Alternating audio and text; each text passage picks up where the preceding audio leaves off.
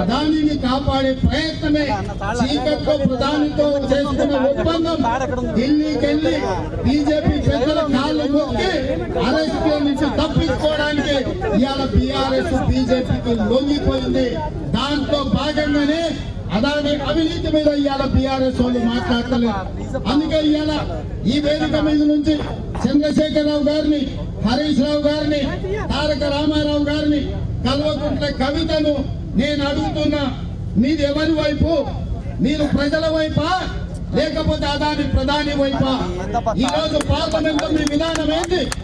రేపు శాసనసభలో మీరు అదానిని అరెస్ట్ చేయమంటారా వద్దంటారా చెప్పండి. అది చెప్పరు. ఎందుకంటే అదానికి వ్యతిరేకంగా మాట్లాడితే నరేంద్ర మోడీ ప్రధాని వీళ్ళని జైల్లో పెడతాడని భయంతో ఈ రోజు బీఆర్ఎస్ వాళ్ళు లొంగిపోయినరు.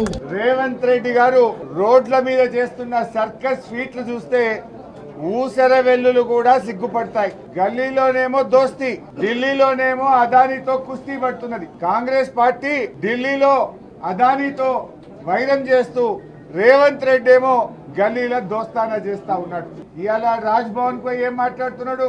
మీ రాహుల్ గాంధీ, మీ ఏఐసిసి అదానిని తిట్టండి, అదానిని ప్రశ్నించండి, అదాని అవినీతి గురించి మాట్లాడమంటే పాపం అదాని మీద మాట్లాడాలంటే రేవంత్ రెడ్డికి భయం అవుతా ఉన్నది. అదాని మీద ధైర్యం జాలతలేదు మాట్లాడడానికి. రాజ్ భవన్ ముంగటపై కూడా మళ్ళా బీఆర్ఎస్ పార్టీ గురించే మాట్లాడుతున్నాడు, కేసీఆర్ గురించే మాట్లాడుతున్నాడు. ఆయన అసెంబ్లీలో చర్చ చేయాలి, అదాని రేవంత్ రెడ్డి అక్రమ సంబంధాలు బయటపడాలనే మేము మొదటి రోజు వచ్చాం. అంటే నువ్వు అదాని మీద పోరాడే ధైర్యం నీకు లేదు.